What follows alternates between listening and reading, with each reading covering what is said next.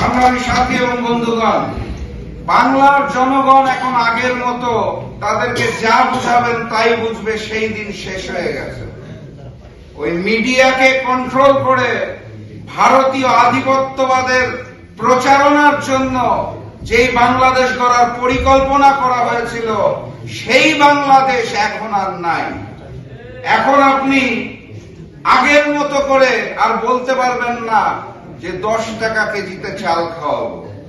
এখন আপনি বলেন যে ফ্যামিলি কার্ড দিব, কিন্তু সেই ফ্যামিলি কার্ড কিসের বিনিময়ে দিবেন, কতখানি জুলুম করে দিবেন এবং তার বিনিময়ে কি কি নিবেন সেইটা তো আপনারা মুখ খুলে বলতে পারেন না।